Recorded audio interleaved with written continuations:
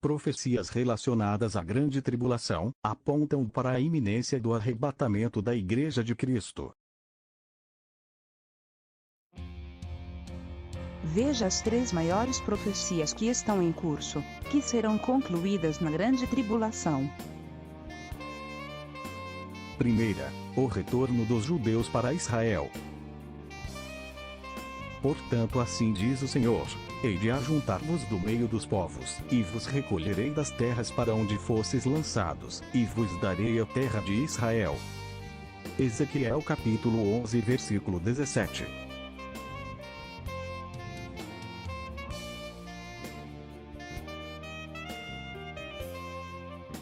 Esta profecia está em curso hoje, diante dos nossos olhos.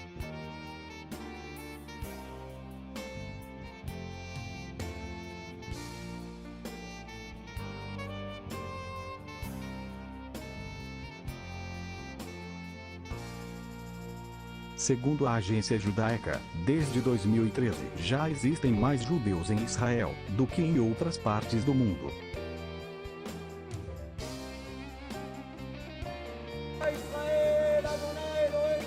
O jornal Daily News publicou em março de 2013 que pela primeira vez na história da moderna Israel, havia mais judeus na nação do que em outros lugares da Terra, incluindo a América.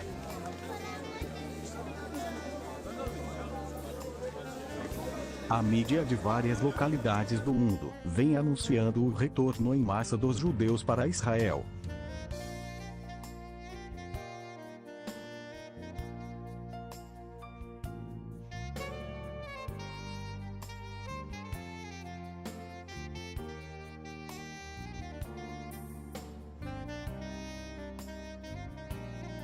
Atendendo à convocação do primeiro-ministro de Israel, Benjamin Netanyahu, os judeus da França voltam em massa para Israel, após o atentado terrorista em Paris, em janeiro de 2015.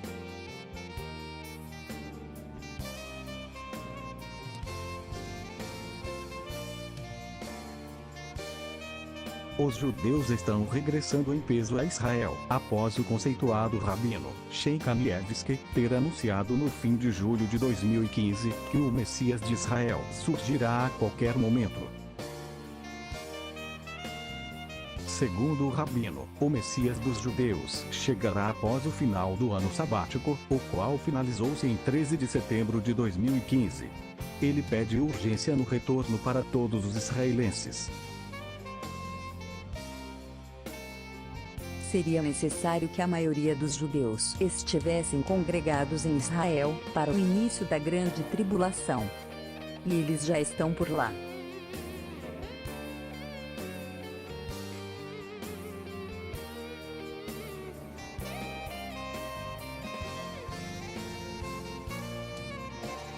Segunda profecia, a construção do terceiro templo dos judeus.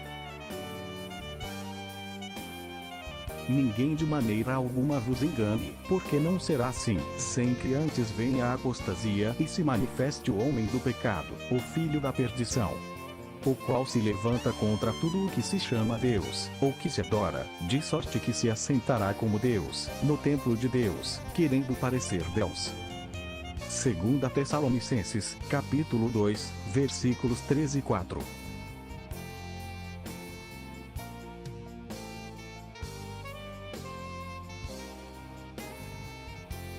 Jesus Cristo também deixou claro que o anticristo se estabelecerá no Santo Templo, conforme Mateus capítulo 24 e versículo 15.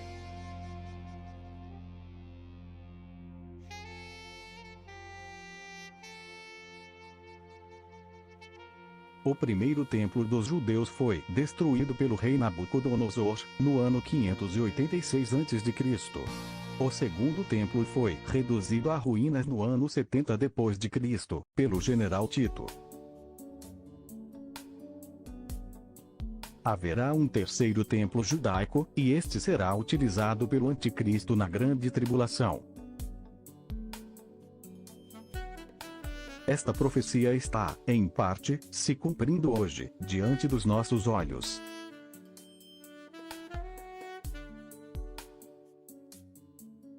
Em 1987, foi criado o Instituto do Templo, tendo como diretor executivo o Rabino Shem Hickman. Propósito deste instituto: a construção do terceiro templo.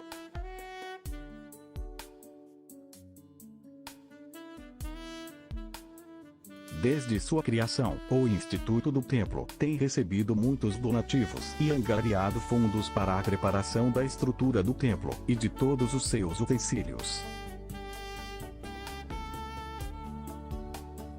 Depois de muito trabalho, toda a estrutura do templo foi preparada, incluindo as duas colunas da frente, as quais vieram da Califórnia.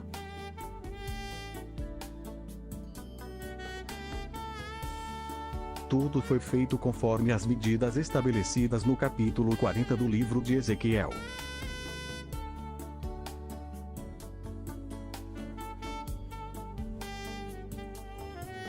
Todos os utensílios, o véu e os 70 vasos sagrados já foram produzidos, inclusive a menorá, de 48 quilos de ouro, de valor aproximado de 3 milhões de dólares.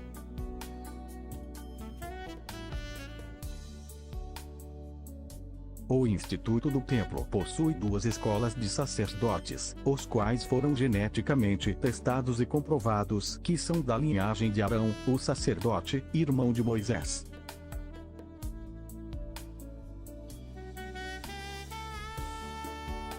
Os sacerdotes estão preparados para a celebração das festas e ofertas de sacrifícios ao Senhor, nos moldes da lei mosaica. Segundo o diretor executivo do templo, o Rabino Shem Hickman, não há obstáculos para a construção do templo, com exceção do local. Conforme disse ele, o templo deve ser construído no Monte do Templo, onde hoje estão a Mesquita de Al-Aqsa e o Domo da Rocha, a Mesquita de Omar.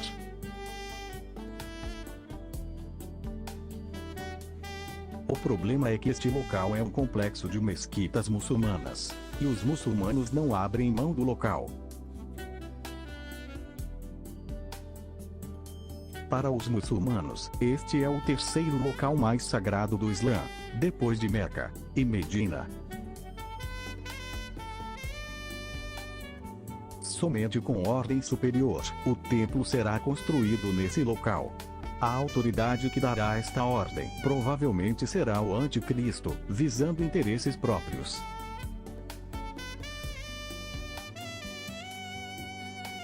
A Sinagoga Urva, uma das mais importantes de Jerusalém, que foi construída em 1694, e destruída anos após, ficando em ruínas por 140 anos, foi reconstruída e novamente destruída em 1948.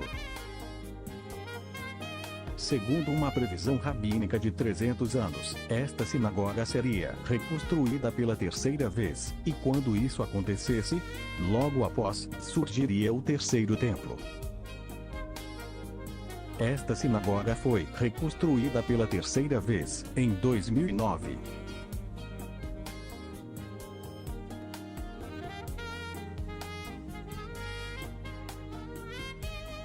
A maquete do templo, em 3 dimensões, foi apresentada ao mundo, em 26 de julho de 2015.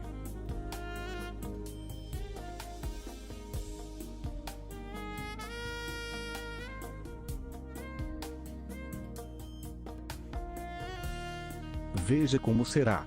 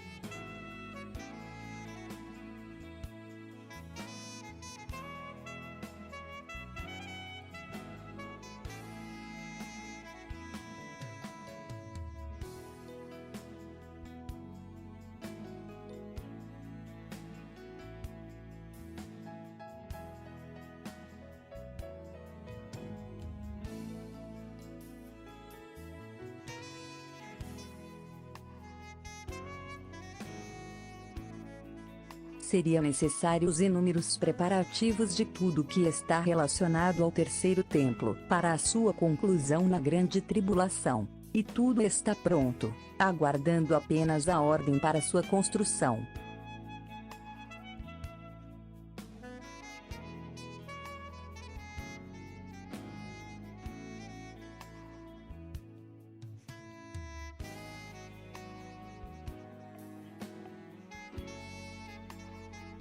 Terceira profecia, a marca da besta.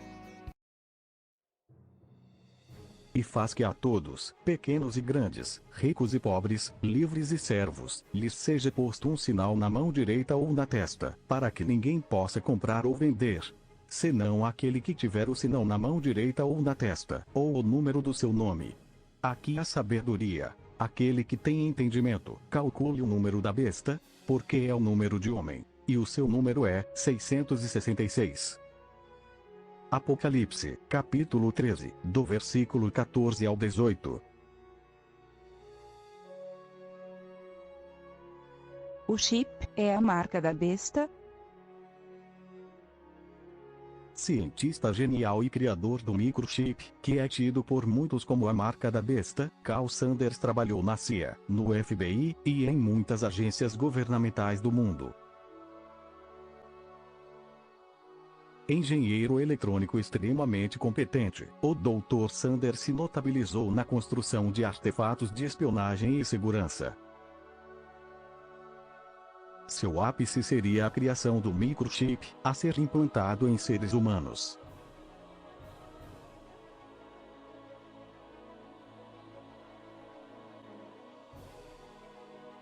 O cientista já recebeu inúmeras condecorações e premiações do governo norte-americano.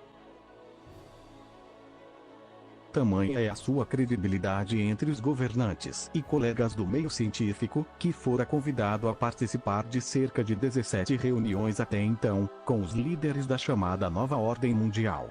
Esta, que tem por objetivo a instauração de um governo mundial, mediante rigoroso controle de informações de todos os seres humanos.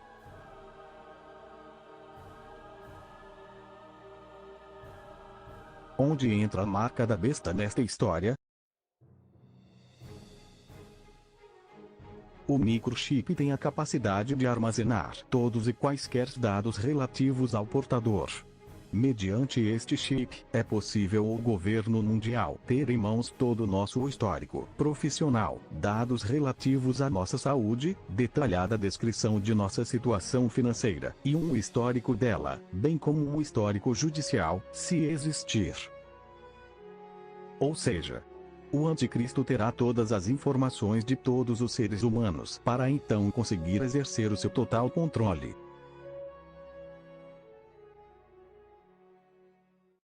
Aqui e que vai me dizer o que existe de novidade, porque eu soube que agora tem um chip que se implanta subcutâneo, é isso?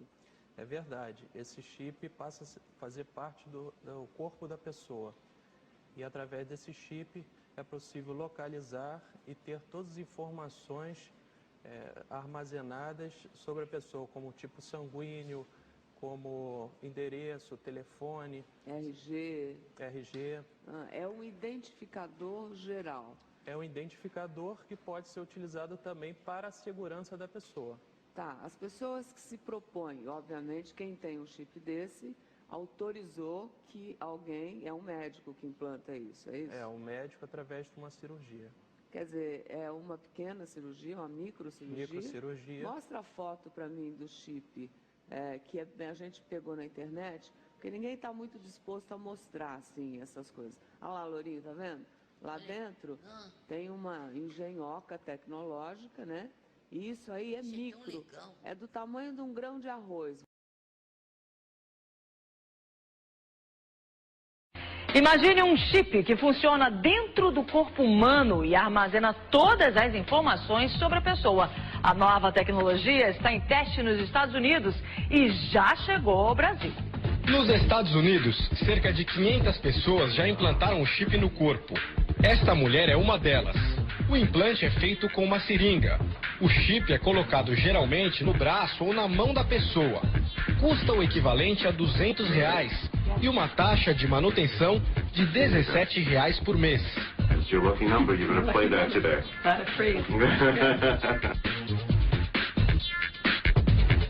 O chip para seres humanos tem o tamanho de um grão de arroz e tem uma microantena que emite sinais em radiofrequência. Há 3 anos, o governo americano autorizou esta empresa da Flórida a produzir chips para implantes em pacientes que precisam de cuidado médico especial. O Scott, que é o presidente da empresa que fabrica o chip, tem um exatamente aqui no braço direito, e assim que ele chega no hospital ou no médico dele, eles passam um scanner, aparece a identificação dele com 16 números, esses números são colocados no computador e aí qualquer médico vai ter acesso à ficha médica que ele tem. O microchip é uma tendência futurista mundial. O ministro Toffoli e nós temos um interesse em comum, que é o cadastramento e a identificação de cada um de nós com um documento. Hoje, cada um de nós pode ter até 20 documentos. Nós temos certidão de nascimento, certidão de casamento, nós temos carteira de motorista, carteira de identidade, carteira do trabalho, título do SUS, cartão de crédito. Nós temos uma pletora de documentos. Qual é o intuito? É transformar qualquer documento num só, com um registro só. E aí, você terá um chip, eu estou falando o seguinte, ainda não está elaborado, isso está em discussão. Aí teria um chip, e esse chip poderia, tá? Se você fosse tirar uma carteira de motorista, você teria as informações centralizadas e armazenadas, tá? E a gente está discutindo a possibilidade disso ser feito pela Justiça Eleitoral. É essa a discussão. Veja o que disse Barack Obama em 2012. Ele é tido por muitos como o homem mais cotado para ser o anticristo, o qual implantará definitivamente a marca da besta. This compromise guarantees more than $2 trillion in deficit reduction. It's an important first step to ensuring that as a nation we live within our means. Yet it also allows us to keep making key investments in things like education and research that lead to new jobs. Yes, that means making some adjustments to protect healthcare programs like Medicare so they're there for future generations. It also means reforming our tax code so that the wealthiest Americans and biggest corporations pay their fair share. I've said it before, I will say it again, we can't balance the budget on the backs of the very people who have borne the biggest brunt of this recession. Everyone's going to have to chip in. That's only fair. Everyone's going to have to chip in. That's only fair. Everyone's going to have to chip in. That's only fair. That's the principle I'll be fighting for during the next phase of this process. Somas vultuosas foram gastas neste projeto, no qual Carl Sanders esteve envolvido ao lado de uma qualificada equipe de engenheiros e cientistas. Depois de algum tempo, Carl se retirou do projeto, em razão de uma bateria de lítio agregada ao chip, autorrecarregável, com as variações da temperatura do corpo, estar presente no microchip. Ele sabia que se o chip for rompido, provocará fortes dores devido à presença do lítio.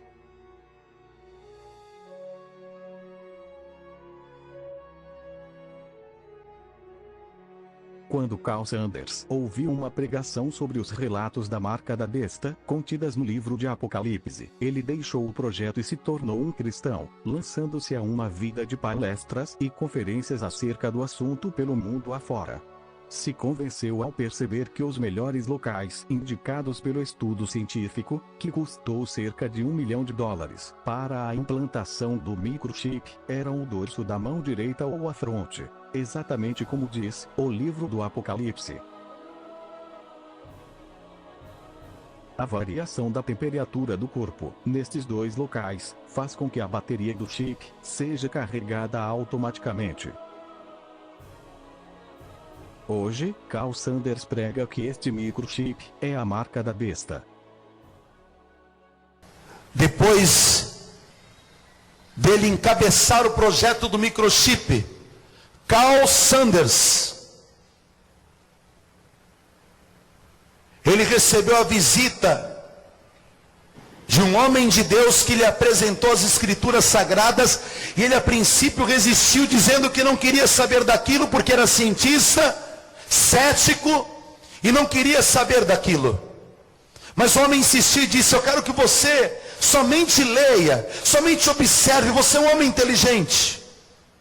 E após ele ter acesso a essas informações bíblicas que eu te passei, Carl Sanders se rendeu ao Evangelho de Jesus Cristo. Um homem cético, ateu, se converteu ao Senhor.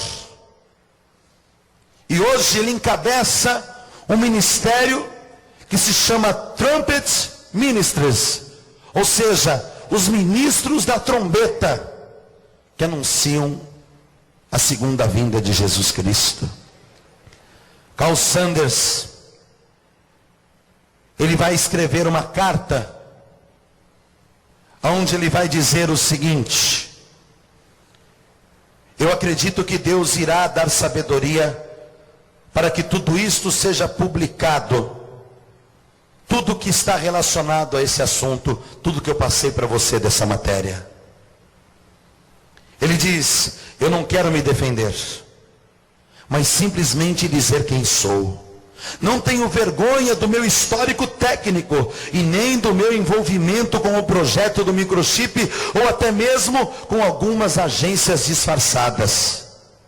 Eu tenho perguntado a Deus pelo seu perdão e por causa do sangue que Ele derramou por mim. E eu estou perdoado e sei disso. Mostrei diversos documentos para confrontar aqueles que vieram contra mim, mas eles não querem nem olhar as evidências. Mas depois de muitas orações, Deus me deu paz para prosseguir com Ele, e Ele me disse em sua palavra: eu lutarei por você. E é isso exatamente o que Ele tem feito por mim. Entendam, eu não quero me justificar, mas sim construir uma nova criatura. E é por isso que eu não vendo nada e nunca vendi. Não estou interessado em dinheiro, mas sim em almas. O próprio criador do microchip dizendo que não é coincidência, não é história. Ele esteve nos bastidores, ele viu tudo o que aconteceu e ele confirma: esse microchip é a marca da besta.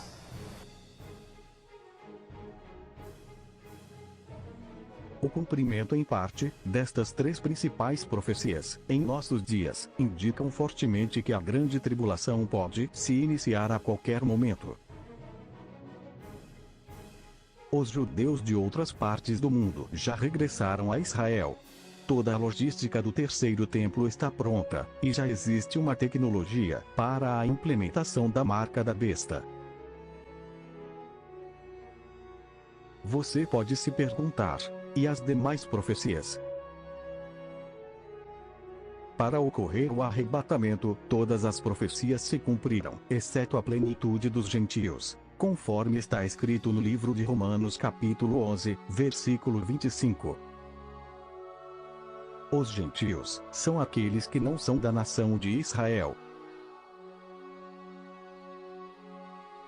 Quando a última alma do corpo de Cristo se render a Ele, Deus dará a ordem para que o anjo toque a trombeta. Então ocorrerá o arrebatamento, e terá início a grande tribulação. Você que ainda não aceitou a Jesus Cristo como o seu Salvador, faça isso o mais rápido possível. Você que está afastado dos caminhos do Senhor, retorne o mais breve possível. Ele tem te dado muitas oportunidades. Ele está sempre pronto para te perdoar e te ajudar a ir avante. Você que serve a Deus, mas está em pecado, conserte-se com Ele e peça-lhe forças para prosseguir. E para você que está firme nos caminhos do Senhor, não vacile, nem desanime. Vigie a todo momento, pois os acontecimentos indicam que está chegando a hora de receber seu galardão. Estejamos todos preparados, em constante oração, pois não sabemos o momento em que o Filho do Homem voltará.